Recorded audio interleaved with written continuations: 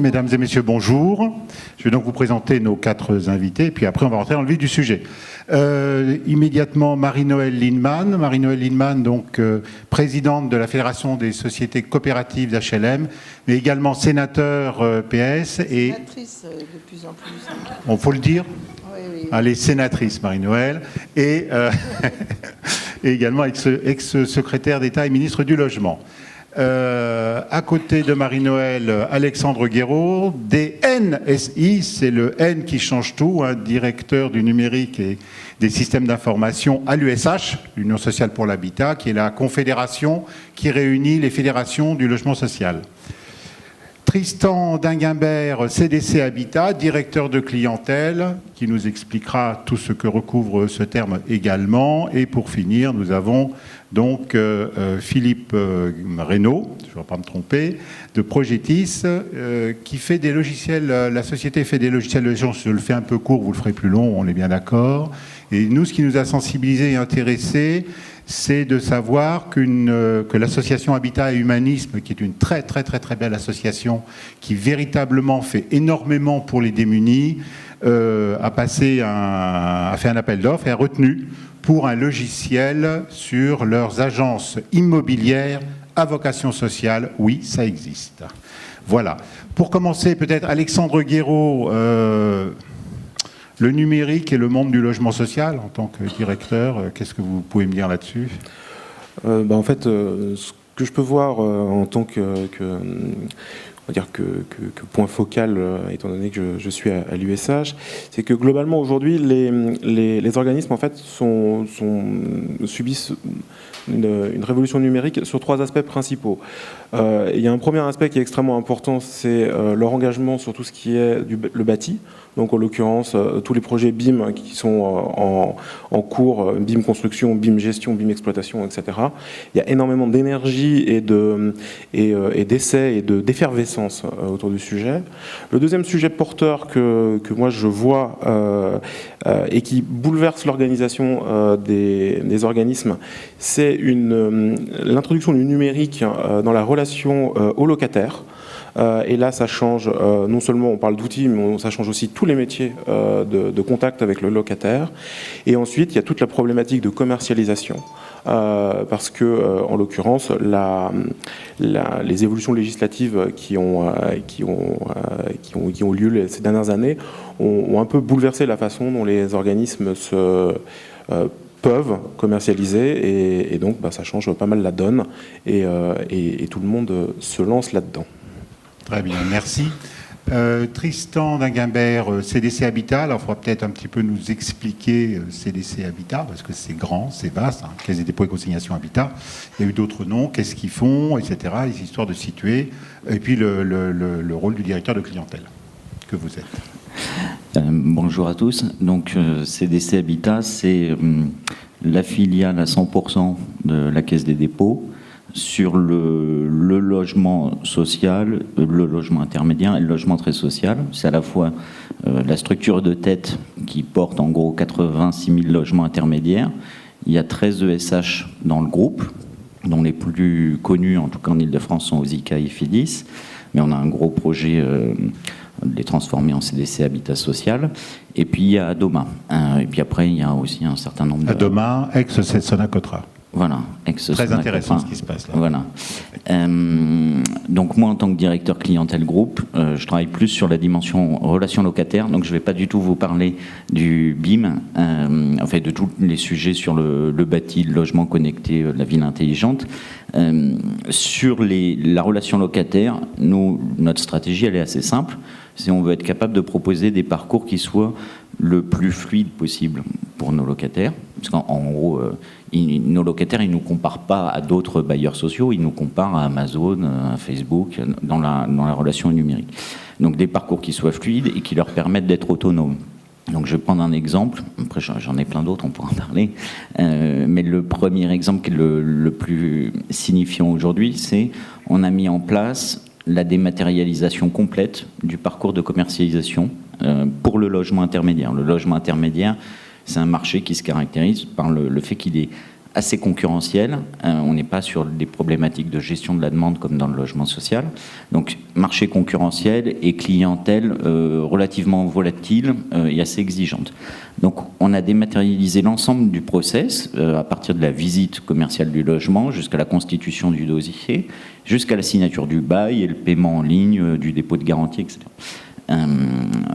Donc, mon collègue Romain Ponce, qui est dans la salle, me disait, je crois que c'est lundi, on a signé notre 5 millième bail dématérialisé en 1 an et demi.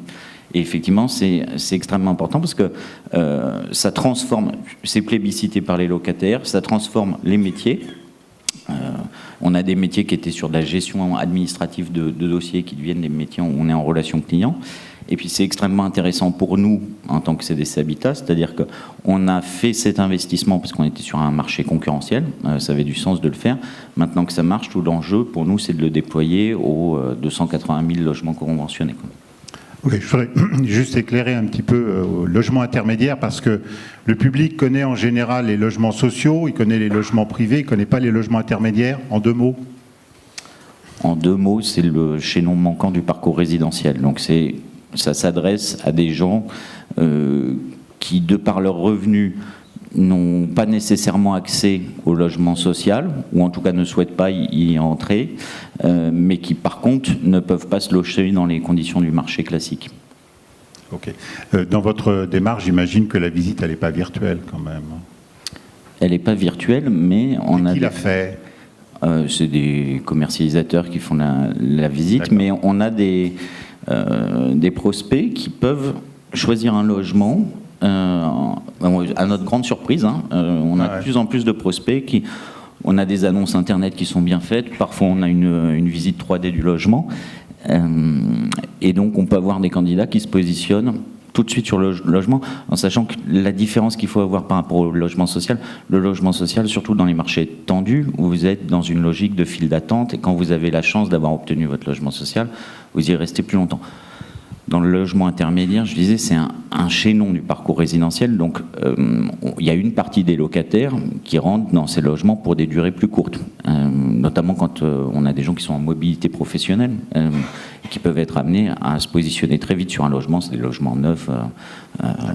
On leur donne les plans à disposition. Donc là, il y a une application responsive, tout ça. Et puis, en bref, il y a un coup de téléphone pour la visite et puis tout le reste, on est tranquille.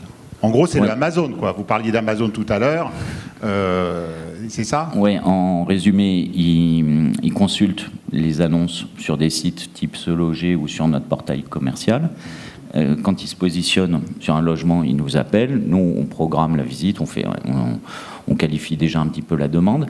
Ils visitent ce logement avec un commercialisateur. Et dès qu'ils commencent à se positionner, dès qu'on programme la visite, on leur envoie un message pour qu'ils créent leur espace personnel, et c'est là qu'ils peuvent commencer à constituer leur dossier en ligne. Généralement, ils constituent leur dossier en ligne plutôt après la visite, comme ça ils peuvent se positionner. Mais on peut avoir des candidats qui ont visité un logement, le logement ne leur convient pas, mais ils vont visiter un autre logement, et ils commencent déjà à constituer le dossier. Et tout l'enjeu, et ça marche depuis début septembre, c'est qu'une fois qu'ils ont fait toute la démarche dématérialisée, signé le bail en ligne, après ils deviennent des clients, et avec les mêmes identifiants, ils restent sur notre portail client, où ils peuvent faire un certain nombre d'autres démarches. Très bien. Je finis le tour de table avec Philippe Reynaud, Progetis. Alors, expliquez-nous comment on rencontre Habitat Humanisme et comment on arrive, pour un éditeur, vous êtes un éditeur de logiciels de gestion immobilière, je vous laisse finir, et comment on rencontre et on arrive à travailler pour les agences immobilières à vocation sociale. Allez-y. Tout à fait, bonjour, donc je suis Philippe Reynaud, le directeur de Progetis. Nous sommes un éditeur de logiciels, nous nous occupons de la couche loyer, donc on gère du loyer. Nous faisons partie du groupe GERCOP, et au sein du groupe GERCOP, nous nous occupons des dossiers non classiques, je les appelle comme ça. Donc aujourd'hui, on couvre les besoins dans le tourisme, dans les résidences étudiantes, dans des bureaux, dans des chambres de commerce, et effectivement, en 2017, on a eu cette très belle rencontre avec Habitat Humanisme, donc, qui faisait un appel d'offres national pour remplacer son logiciel métier. Alors pour expliquer très vite Habitat Humanisme, il faudrait presque d'ailleurs qu'il soit là, mais je vais essayer de résumer leur belle action.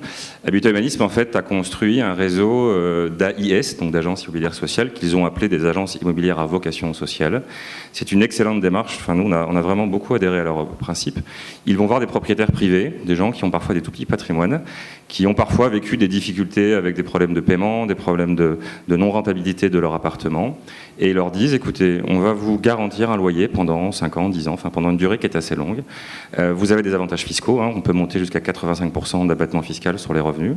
Donc les associations, les agences immobilières sociales vont garantir aux propriétaires le loyer et vont faire de la sous-location. Alors c'est pas toujours le cas, ils ont plusieurs profils, plusieurs possibilités, mais il y a toute une phase en fait de sous-location à des familles en difficulté, donc des gens qui ont besoin de logements sociaux.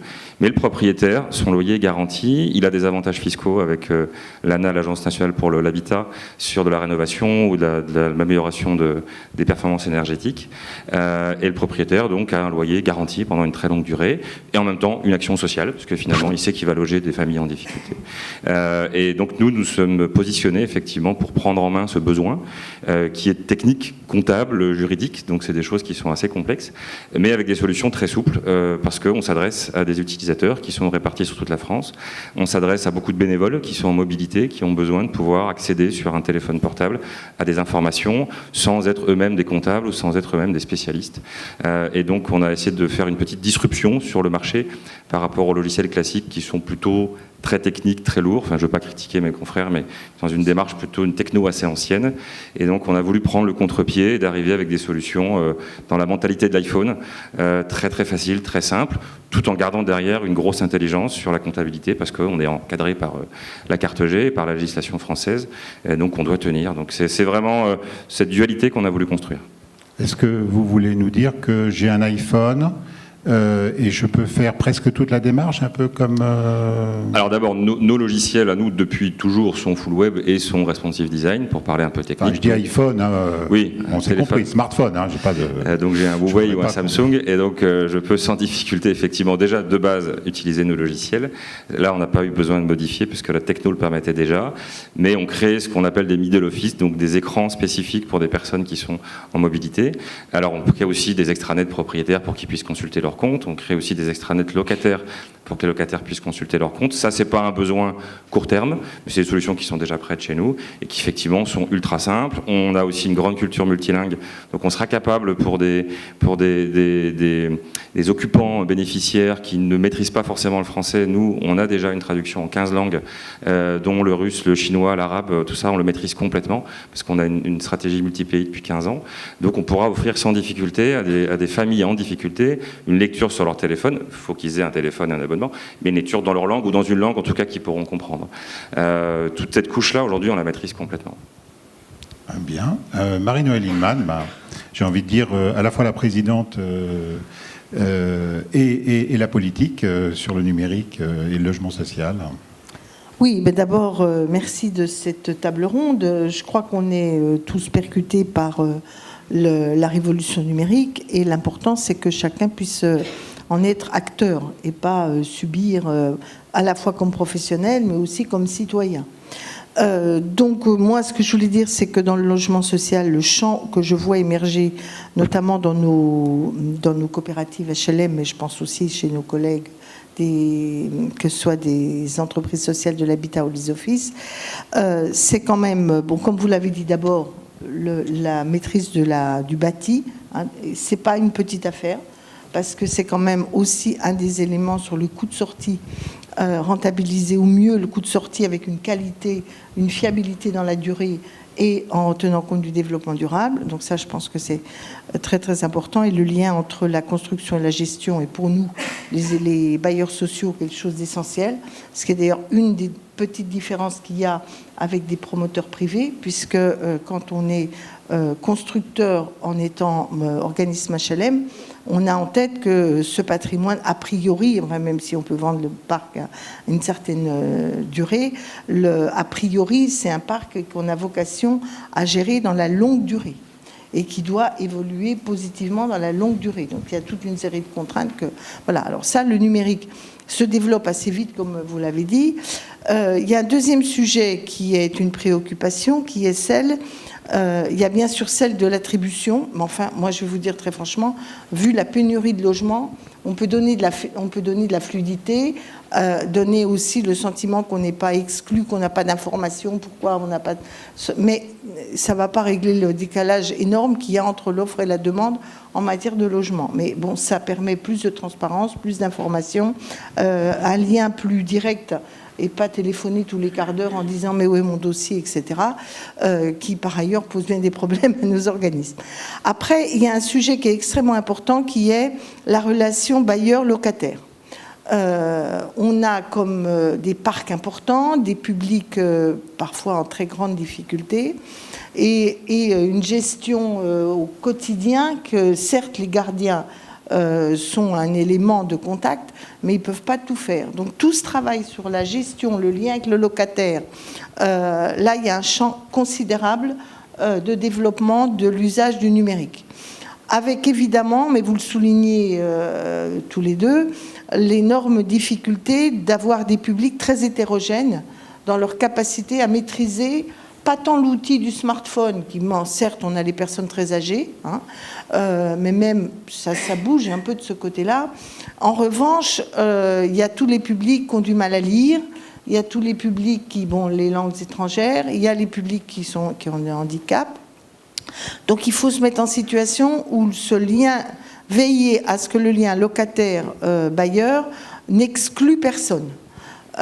Et ça, c'est pour nous, le mouvement HLM, mouvement de logement social, une préoccupation considérable qui suppose une bonne interface entre la technique et le gardien qui régulièrement voit les gens et qui disent « non mais votre truc, la personne ne comprend rien ». Vous voyez ce que je veux dire ? Il y a vraiment...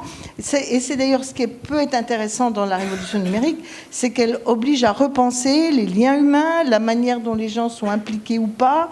Ça doit évidemment pas être une dépersonnalisation. Et en même temps, on est un pays, il faut savoir qu'en France, les études qui sont faites, moi j'ai été longtemps député européen, paradoxalement, on est un pays où on n'aime pas être servi.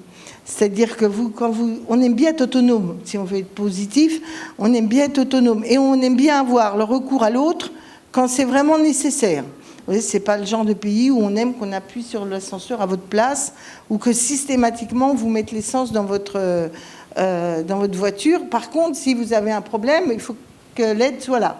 Donc ça, c'est un point important. Nous, dans nos coopératives HLM, on fait beaucoup d'accession sociale à la propriété.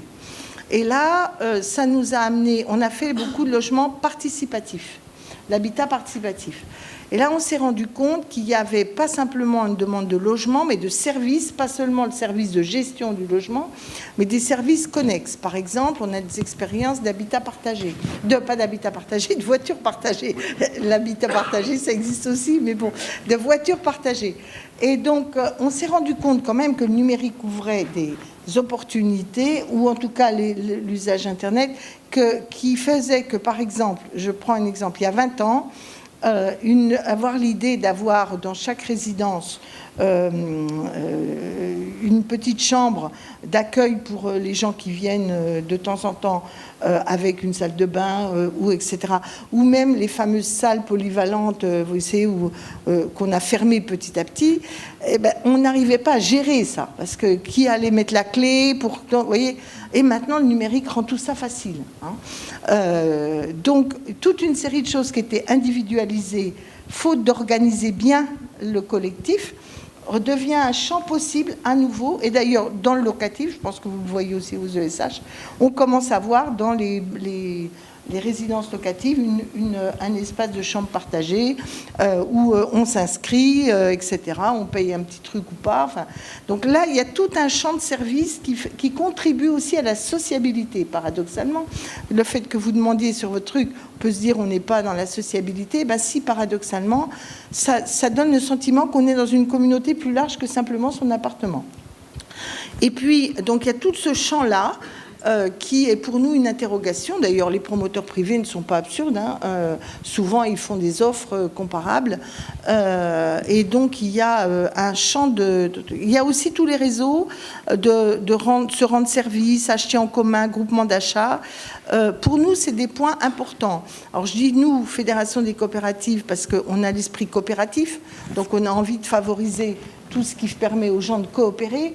Et on sent bien qu'au-delà du strict fait coopératif qu'on défend, il y a une aspiration à être participant de réseaux de cette nature. Et parfois, c'est aussi économiquement intéressant. Les groupements d'achat qu'on fait, nous, avec un certain nombre de nos autres coopératives, soit de distribution, soit de services, donnent des choses. Donc, je voulais dire, le champ du numérique est considérable. C'est d'ailleurs, on en discutait un peu, la difficulté, c'est-à-dire comment on appréhende l'ensemble et comment... Je termine sur un point qui nous préoccupe beaucoup. On s'est posé la question, faut-il qu'on ait notre plateforme stricto sensu nous, ESH par exemple, ou nous coopératives pour vendre nos logements sociaux quand il s'agit, enfin, des logements neufs qu'on construit dans le fait coopératif. Et en fait, on était plutôt pour philosophiquement parce qu'on redoute non seulement la protection des données, mais ça, je sais que vous travaillez à CDC Habitat de manière importante à cette question de la protection des données, et notamment la protection des données de ceux qui ne savent pas se protéger. Je pense aux plus démunis, on parlait des migrants qui arrivent, etc. Il y a tout un champ de protection des données où on ne peut pas compter sur le seul citoyen pour protéger ses données, donc il faut lui proposer des choses qui soient de nature à protéger ses données. Et deuxièmement, c'est que, comme disait, je ne sais plus quel patron de quel GAFA, quand c'est gratuit, c'est vous le produit. Donc, on se disait quand même, toutes ces données qui vont être accumulées grâce à l'implication du mouvement HLM, ils vont en tirer profit. Et nous qui avons des besoins, pourquoi on n'aurait pas un retour sur l'usage de ces données? Alors après, c'était donc spontanément, on se dit, on va faire un truc qui va nous permettre de... Bon. Sauf qu'on est dans un système où plus le marché est vaste, plus le champ de l'échange est vaste, en général, plus vous avez d'opportunités de toucher ceux que vous voulez toucher. Donc on est pris entre deux feux, qui est d'avoir de l'autonomie et en même temps un marché vaste devant nous. Donc ça reste quand même pour moi une interrogation. Est-ce que c'est de l'ordre du législatif? Pour l'instant, on a beaucoup de mal déjà à taxer et les GAFA et les plateformes. Mais est-ce que ça doit être dans des nouveaux produits et des nouvelles méthodes? Mais je pense que ces questions restent des questions complémentaires, centrales, parce que ce qui est en cause, c'est pas seulement il y a une vision positive, idyllique, on échange mieux, etc. Enfin, il y a aussi une vision un peu interrogative de l'accumulation des richesses s'accélère à travers ces mécanismes, et il ne faut pas avoir l'air de ne pas le voir, quoi. Voilà. Donc, vos données m'enrichissent, comme disait quelqu'un. Voilà. Donc, on est... Et là, ça ne peut pas être que chaque univers qui se pose cette question. C'est un grand choix de société. Donc, il va y avoir des gens qui vont trouver des solutions, d'autres pas. Il faut des échanges. En tout état de cause, il faut effectivement une grande respiration avec ceux qui ne sont pas les spécialistes, ceux qui sont les spécialistes, et les différentes formes d'intervention du numérique dans notre vie, parce que je crois que c'est là qu'on trouvera un meilleur équilibre pour l'avenir. Alexandre, Marie-Noëlle parlait de plateformes pour commercialiser. Et Alexandre, finalement, le monde HLM a créé sa plateforme qui s'appelle Bienvéo. Alors, bon, un petit peu à l'insu de leur plein gré, parce qu'il y a quand même au bout, il y avait un acte réglementaire qui disait qu'il fallait présenter les offres disponibles en locatif social avant telle échéance. Bienvéo, Alexandre. Parce que faire travailler des fédérations ensemble, c'est quelque chose. Oui, il y a des objectifs qui sont parfois un petit peu antagonistes, donc naturellement, faut arriver à trouver des solutions médianes. Mais globalement, il y avait quand même un vrai esprit de coopération sur ce projet. C'est ce qui a permis de le mener à terme. Et donc aujourd'hui, Bienvéo, en effet, c'est un site qui a 1 an, donc c'est un site tout jeune sur le marché. Vous avez des chiffres, hein, vous avez des chiffres. Globalement, aujourd'hui, on a 6500 offres actives à un instant T.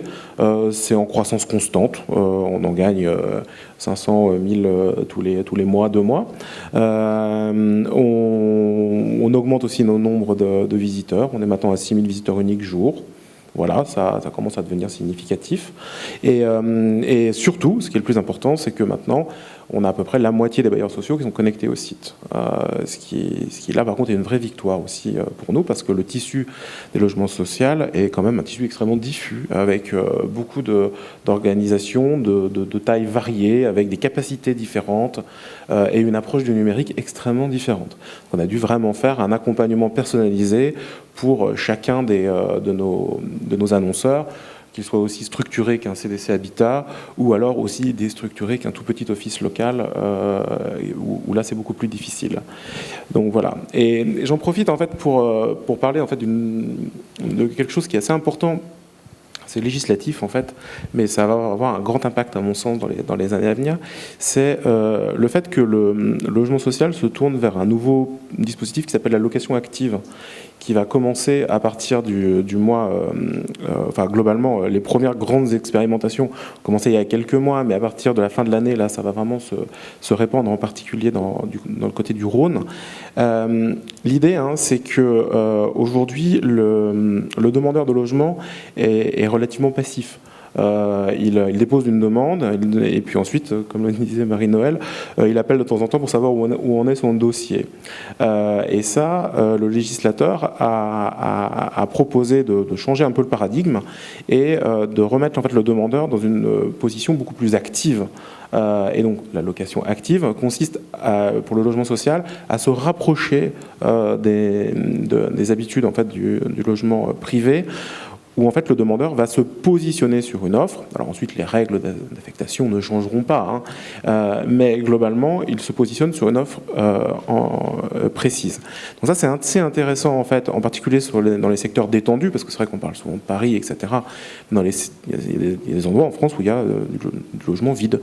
Je voudrais juste préciser pour ceux qui ne sont pas forcément familiers avec la demande de logement dans le monde HLM, la logique jusqu'à maintenant est la suivante. Vous cherchez à habiter dans le parc du logement social, vous faites une demande écrite, vous avez plein de dispositifs, y compris sur Internet, pour faire votre demande, et puis vous attendez. Et puis un beau jour, ça arrive, si, la preuve, quand même, il ne faut pas exagérer, hein, on loue quand même. Hein. Non, ça arrive plutôt pas Voilà, mal. ça arrive. Vous recevez un appel, une lettre, etc. pour vous dire oh, « Coucou, ça y est, vous avez été retenu, on vous a octroyé un logement. » Voilà comment ça se passe. Ce qui, évidemment, est plus tellement adapté au siècle qui est le nôtre et aux dispositifs, aux outils qu'il y a. Donc là, ce qu'Alexandre est en train de nous dire, ça y est, maintenant, on essaye d'inverser ça et de faire comme le font n'importe quel opérateur immobilier du locatif. Voilà. La difficulté, dire, c'est que pour l'attribution d'un logement social, il y a ce j'ai qu'on oublié la appelle cale. des contingents. Ouais. C'est-à-dire que quand vous construisez un logement, vous avez une subvention d'État. Donc cette subvention d'État, ou taux bonifié de la Caisse des dépôts, passons, une aide d'État. Donc vous avez un petit pourcentage des attributions qui sont réservées à la préfecture pour, en particulier, loger les très démunis, puisque l'État est garant de la solidarité nationale. Un petit chouille pour les fonctionnaires, mais l'essentiel pour les plus démunis. Après, vous avez la collectivité locale, qui va garantir le prêt, pour que si jamais il y a un problème, in fine, c'est la collectivité locale qui pourrait être amenée à rembourser le prêt. Donc, contre la garantie de la collectivité locale, la loi prévoit un pourcentage d'attribution par la collectivité locale. On fait des logements dans une ville, c'est quand même assez légitime que les demandeurs de logement de cette ville soient quand même aient une part qui leur permette d'être logés. Après, vous avez du financement par ce qu'on appelait jadis le 1% logement, c'est-à-dire la cotisation des entreprises au logement. Donc, et là, c'était pour les salariés, pour la mobilité des salariés, pour les salariés. Comme ils financent, ils ont un contingent. Donc, vous avez déjà au moins ces 3 contingents. Donc, quand vous avez une demande de logement, jusqu'à présent, vous dites « j'habite machin », vous demandez, vous déposez à votre mairie, les villes où vous accepteriez, etc. si vous êtes, ça va être soit le contingent de le préfet, soit le contingent de la mairie, soit le contingent du 1% qui va dire ah ben il est salarié, il est demandeur de chez nous, il a gna, et hop, on lui propose ce logement. Alors il y a un petit pécule qui reste au bailleur social avec le temps, mais voilà. Donc, quand on va dire vous vous positionnez sur un logement, le mec il dit je veux te positionner, mais si personne des 3 contingents considère que vous êtes prioritaire, et après on va vous dire il faut coter, il faut mettre des chiffres pour être sûr que le prioritaire va être le bon prioritaire. Donc on met des cotations et ça. Donc c'est un système truc. Alors l'avantage maintenant, c'est que dans le temps chacun avait son contingent par tel appartement de tel immeuble appartient à tel contingent. Maintenant, ça va être un peu en flux global. Le 1% à droite, X% du contingent sur un territoire, les collectivités. Donc, il y aura déjà plus de fluidité. Mais, à mon avis, tout ce qu'on appelle la demande active, elle va être bonne pour l'information. Mais je pense qu'au bout d'un moment, il va y avoir des frustrations assez significatives.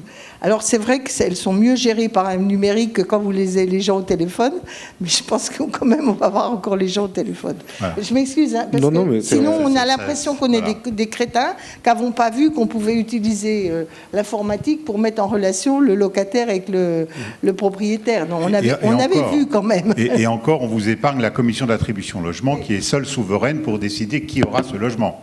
Sinon, c'est pas drôle. En effet, c'est une véritable difficulté. Mais en fait, il y a des territoires en fait, qui se lancent avec d'ailleurs l'appui des EPCI, etc., pour vraiment se lancer là-dedans. Et puis, par contre, et je rebondis sur ce que vous avez dit un petit peu plus tôt, ça porte quand même le germe aussi d'une véritable difficulté. C'est-à-dire que si maintenant les locataires deviennent actifs, etc., quid de ceux qui sont laissés sur le côté du numérique? Et là, ça signifie qu'il y a un véritable défi à venir pour les organismes sociaux, mais aussi pour les circuits d'accueil en mairie, etc. Justement, un accompagnement renforcé de cette frange de personnes qui va rester sur le côté de la route. Oui, de toute façon, j'allais vous donner la parole parce qu'on a des sujets. Mais allez-y, rebondissez, je vous laisse. Enfin, il y a beaucoup de choses qui ont été dites, c'est très riche, mais il faut que j'intervienne sur plusieurs points. Le premier sujet, c'est nous, on va déployer notre nouveau portail commercial par rapport aux questions que vous posiez et par rapport à Bienvéo. On va le lancer fin octobre, début novembre. CDC Habitat, on a un parti pris qui a été de dire on met toute notre offre disponible. On ne fait pas, par rapport aux questions, on ne fait pas le site pour le logement intermédiaire, le site pour le logement libre et le site pour le logement social. On propose toutes nos offres. Ça, c'est le premier point. Pour le logement social, comme vous le rappeliez, sur les logements contingentés, on ne peut pas le proposer. Par contre, ce qui est très intéressant, et ça c'est les facilités du numérique, c'est qu'en travaillant sur des logiques de partenaires, en fait, on peut proposer à des réservataires, s'ils sont d'accord, de dire la métropole qui a X logements réservés, si elle veut, elle peut mettre ces logements réservés qu'on gère sur ce portail commercial, et il y aura que ces ayants droit qui vont pouvoir, avec un code, se connecter et être dans cette logique de logement choisi ou de demandeur actif, etc. Donc ça, c'est vraiment très très important pour nous, et ça participe d'une conviction forte qui est de dire nous, en tant que CDC Habitat, on propose l'intégralité des produits dans des logiques de parcours résidentiel. Parce que sur ces logiques de demandeurs un peu actifs, cette volonté d'autonomie, ils ne se positionnent pas en disant est-ce que je vais aller dans un logement HLM ou un logement intermédiaire. C'est en fonction de ce que je peux... Voilà, c'est ça. Donc ça, c'est le premier point qui est important.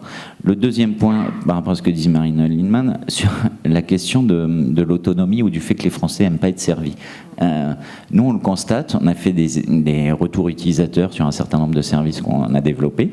Et c'est effectivement très surprenant, c'est que les utilisateurs plébiscitent le numérique pour faire tout seul, mais en même temps sont toujours très attentifs à dire à quel moment je peux solliciter quelqu'un. Donc on a une espèce de contradiction qui est de dire je veux pouvoir faire tout seul, mais en même temps si je fais tout seul et que je ne sais pas qui je peux contacter, voilà. Donc il y a toujours un enjeu de personnalisation du service. Et ça rejoint par rapport à ce que vous disiez sur enfin ce qu'on a tous dit sur la demande très sociale et les enjeux d'inclusion. Nous, ce qu'on observe, c'est Adoma qui s'adresse à un public extrêmement fragilisé et aller très loin déjà sur le numérique et se retrouve avec des résidents, dont certains qui effectivement maîtrisent pas beaucoup le français. Enfin, c'est des problèmes. Adoma, enfin Sonacotra, faut peut-être dire c'est quel public cible Adoma, c'est le public des migrants. Voilà, en gros, c'est d'anciens travailleurs migrants. Voilà. C'est beaucoup de demandeurs d'asile. Et puis, c'est des résidences sociales, donc des publics très précarisés, qui sont plus jeunes, plus de familles monoparentales. Et là, vous avez fait le choix là, du on a, smartphone. Oui, depuis déjà 2014, il y a une application qui permet de faire la demande en ligne. Alors, c'est pas des demandes de logements sociaux, mais c'est un peu différent. Mais donc, ça, il y a 80 000 demandes qui sont faites chaque année via le smartphone. Ça marche très très bien. Et en termes d'usage, ce qui est intéressant, c'est que, alors nous, on n'a pas encore fait le choix de dire on traduit tout, mais ce qu'on voit, c'est que les demandeurs s'entraident entre eux, en fait. Et ils s'entraident pour pouvoir renseigner, en sachant qu'en plus ça a été conçu de manière extrêmement simple, hein, c'est user-friendly, mais donc ils s'entraident entre eux, et ça, c'est plébiscité, notamment un CADA, donc un centre d'accueil des demandeurs d'asile. Aujourd'hui, si vous n'avez pas de Wi-Fi dans un CADA, c'est très problématique. C'est d'autant plus problématique qu'on a des gens qui ont traversé la Méditerranée, mais qui ont leur smartphone depuis le début, et qui est un enjeu, enfin je vais dire c'est vital, oui, ça devient vital en fait. Donc on est vraiment confronté à ça. Je voudrais rajouter, poser quelques questions sur le sujet. Je sais que chacun d'entre vous, d'une façon ou d'une autre, vous avez plus ou moins, ou vous travaillez avec des startups. Par exemple, au niveau de la Fédération des coopératives, une start-up qui gère la relation client, qui s'appelle HappyWet, qui gère la relation client en VFA, c'est-à-dire, vous imaginez le pauvre client, il signe un beau jour, il attend 18 mois, 2 ans, et là, il y a quelqu'un qui va prendre le relais qu'on ne sait pas faire, faut être très clair. Vous utilisez d'autres startups, dites-nous pourquoi c'est faire, c'est notamment pour le... Alors, nous, on utilise plein de startups. Mon collègue Romain Ponce hier était justement à une table ronde avec Neteos, qui est une des startups qu'on utilise justement pour la dématérialisation du parcours du locataire, qui est une startup qui nous aide à contrôler les pièces, en fait. Je ne vais pas citer toutes les startups avec lesquelles on travaille, mais par contre, ça me permet de revenir sur un des points qui a été évoqué tout à l'heure, qui est la relation avec les GAFA. Enfin, les GAFA et la question des données. Nous, on a un choix stratégique important, qui est de dire, on ne sait pas faire tout seul, donc on a besoin de travailler avec des opérateurs type start-up, on a aussi besoin de travailler avec des éditeurs, on est entre les deux. Par contre, la relation client, c'est fondamental, et on veut en garder la maîtrise. Donc on a la chance d'avoir, au niveau de CDC Habitat, une équipe de développeurs qui savent développer des solutions, et qui, selon les cas, disent on achète telle brique à une start-up, mais on tient très fortement à conserver cette relation-là. Je vous donne un exemple très simple. Je vais l'expliquer parce qu'effectivement tout le monde ne connaît pas. Dans le logement social, il y a une enquête de surloyer de solidarité, qui est une enquête annuelle qu'on envoie tous les ans à 40 000 locataires à l'échelle de CDC Habitat. Jusqu'à maintenant, on leur envoyait un courrier. Les locataires, ils recevaient le courrier en septembre. On leur demandait en réalité d'imprimer leur avis d'imposition qu'ils avaient reçu entre juillet et août, et ils nous renvoyaient le formulaire complété à la main, dans une enveloppe T, etc., qu'on dépouillait après pendant l'automne. C'est réglementaire, c'est extrêmement important, et c'est sensible, parce que les gens qui ont des revenus qui dépassent les plafonds, à partir d'un certain seuil, on leur applique un supplément de loyer de solidarité, qui en plus a été majoré depuis le début de l'année. Enfin. Par contre, en termes d'expérience client, c'était un peu consternant, quoi, de leur demander d'imprimer un avis d'imposition alors qu'ils ont tous fait leur déclaration en ligne. On avait plusieurs trains de retard. Donc là, c'est nos équipes internes qui ont développé une solution de saisie du SLS en ligne. On a lancé ça début septembre. En un mois, il y a 16 000 locataires qu'on fait leur déclaration en ligne. Donc on a un process qui est extrêmement simplifié, c'est hyper rassurant En gros, avant, ils envoyaient leur truc avec l'enveloppe T et puis nous rappelaient en disant est-ce que vous avez bien reçu, etc. Là, très facilement, en quelques clics, que ce soit. C'est ça. Ils donnent leur pièce justificative, ils reçoivent tout de suite un mail qui leur confirme qu'on a bien reçu, que l'enquête est valide. Donc, ça révolutionne. C'est extrêmement important pour les locataires, c'est extrêmement important pour nous, parce que c'est concrètement, enfin, on ne va pas se mentir, ça fait aussi des gains de productivité. Et c'est, en termes de relations clients, c'est fondamental. Mais pour pouvoir faire ça, c'est pour ça que je disais c'est un choix stratégique important, on a bien dit, on veut garder la main là-dessus. Parce que là, pour le coup, quand on disait la sensibilité des données, enfin, c'est la vie d'imposition, c'est la vie d'imposition, la composition familiale, c'est quelque chose. On ne veut pas être dépendant d'une start-up qui va devenir un nouvel intermédiaire entre nos locataires et nous. On a des responsabilités vis-à-vis d'eux. D'accord. Philippe, également des... Oui, il y a deux sujets sur lesquels je voudrais rebondir. Alors, les données, c'est une partie très importante. Il y a une conférence actuellement sur le RGPD en salle 3, qui est un sujet qui nous concerne tous et sur lequel je me suis beaucoup intéressé. Nous, en tant qu'éditeurs, nous sommes responsables du stockage des données. Alors, il faut savoir que sur le marché français, les éditeurs de logiciels, pour la très grande majorité, voire tous, enfin je parle en leur nom, n'ont pas du tout une volonté d'aller consolider les données, d'aller les revendre. Là, je pense qu'on est tous sur la même longueur d'onde. Notre métier est de faire de l'intelligence, de faire du stockage, de garantir ça, mais en aucun cas on essaye de consolider, de retravailler. On est juste un transporteur de données, on n'est pas propriétaire. On est d'ailleurs sous-traitant, au sens du RGPD, on n'est pas responsable de traitement, c'est très très important. Et on est très très contrôlé par la CNIL et très surveillé, et on a dû tous investir beaucoup d'argent en montant en qualité, en montant en compétences, et c'est d'ailleurs une très bonne chose. Enfin, moi je suis un fervent défenseur de ce règlement européen qui a fait du bien et qui a calmé un petit peu les GAFAM d'ailleurs. Donc là-dessus, c'est la même chose dans le social. On ne va surtout pas s'amuser à faire des bêtises ou à revendre ou à valoriser ces données. On ne cherche pas à les valoriser. Au contraire, on cherche à les protéger au maximum. Et nous, justement, si on donne des accès à des bénévoles, on doit faire très attention à ce qu'on donne comme accès parce qu'on ne peut pas s'amuser. Un bénévole ne peut pas voir une situation complète d'un migrant ou autre, sauf s'il y a un cadre qui le permet. Le deuxième sujet, on a beaucoup parlé là, donc des bénéficiaires ou des locataires. Nous, ce qui nous intéresse aussi beaucoup, c'est les personnels sur le terrain, donc qui sont effectivement très bénévoles. Il faut savoir que ce soit pour Habitat Humanisme ou les autres structures d'agences similaires sociales, tout repose sur des associations loi 1901, donc des structures qui n'ont pas de capital, qui ne doivent pas faire de bénéfices et si possible pas de pertes. Et on s'est rendu compte que sur ce marché, au niveau des solutions actuelles informatiques, il n'y a pas assez d'outils très simples de contrôle juste de l'équilibre financier. On ne va pas parler de rentabilité, c'est un gros mot et on ne veut pas en parler, on parle d'équilibre financier. Et donc nous, on est venu justement avec des solutions extrêmement simples pour que le trésorier de l'asso, qui a parfois une autre activité professionnelle à côté, qui n'a pas le temps d'aller vérifier, mais qui a une responsabilité, puisse le soir, tranquillement, après le repas, sur son téléphone, est-ce que je suis à jour? Est-ce que je ne me suis pas mis dans une situation où je vais être en perte, où je vais devoir demander des aides publiques ou des subsides ou autres bon. Et ça, aujourd'hui, ça n'existe pas sur le marché. Ils sont obligés de passer par des calculs comptables très complexes et très coûteux.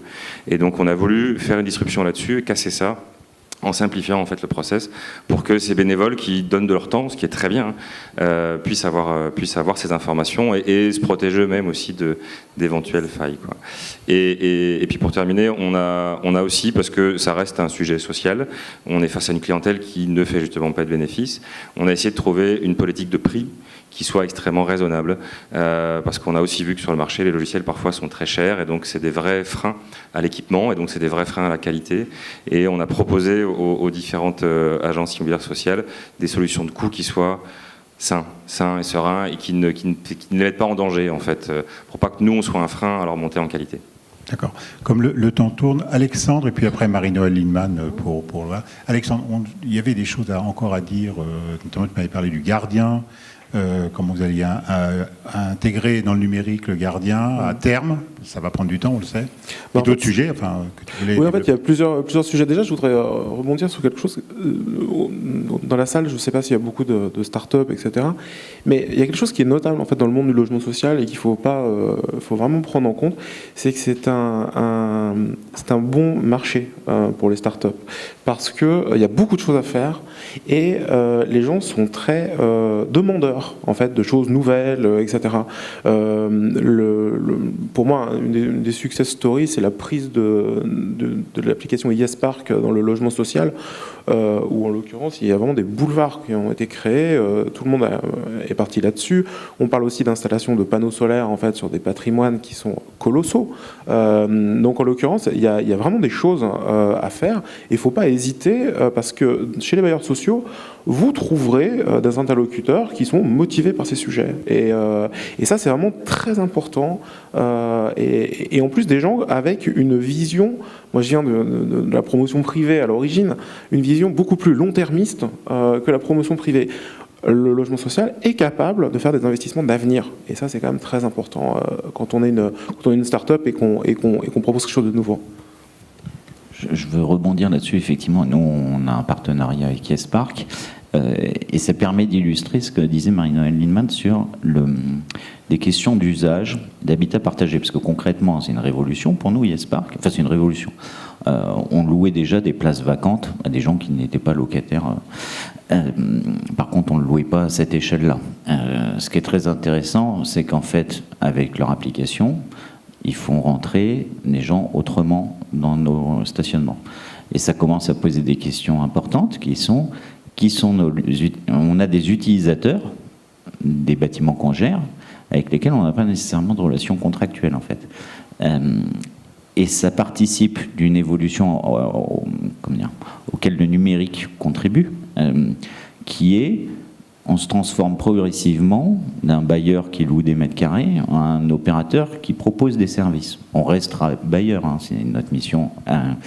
Mais effectivement, les attentes des locataires ou des utilisateurs, elles sont beaucoup plus sur des approches sur les services, la question des chambres ou des locaux qu'on peut partager. Le fait d'avoir un smartphone, ça transforme complètement les choses. Moi, je serais curieux de savoir comment Le Corbusier aurait imaginé la cité radieuse avec un smartphone, en fait. C'est pas la même chose, en fait. Et donc, nous, on a effectivement besoin, c'est pour ça qu'on travaille beaucoup avec des startups, on a besoin d'acteurs qui nous aident à innover pour aller sur ces sujets et contribuer à une transformation de notre modèle, quoi. Tout à fait.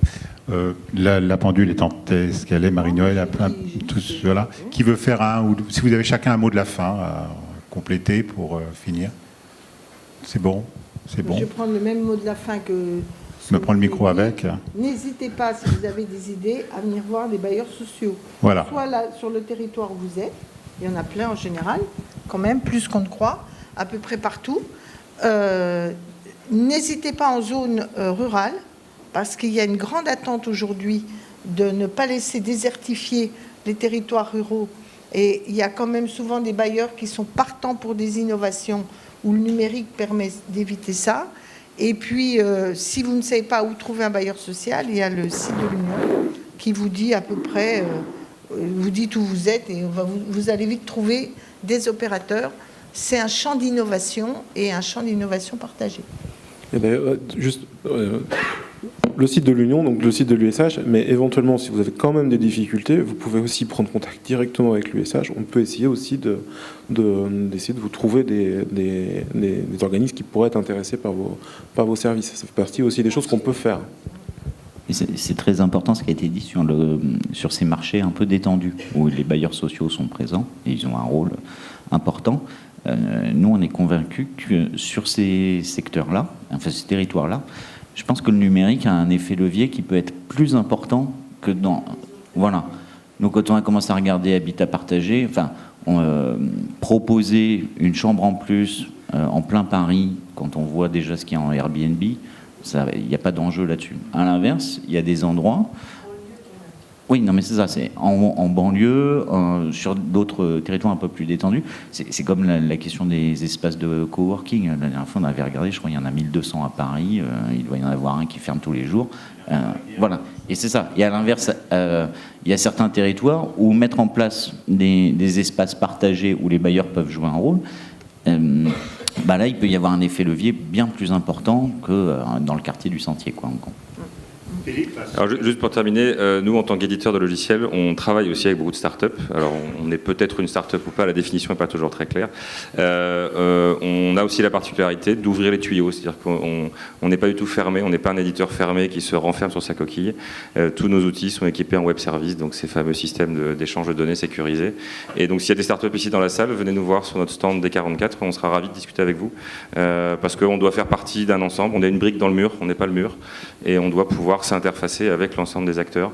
On a déjà mis en place d'ailleurs pour ce projet Habitat Humanisme des passerelles avec d'autres startups, et on est très ouvert à ça. C'est comme ça que le sujet aura un succès en fait.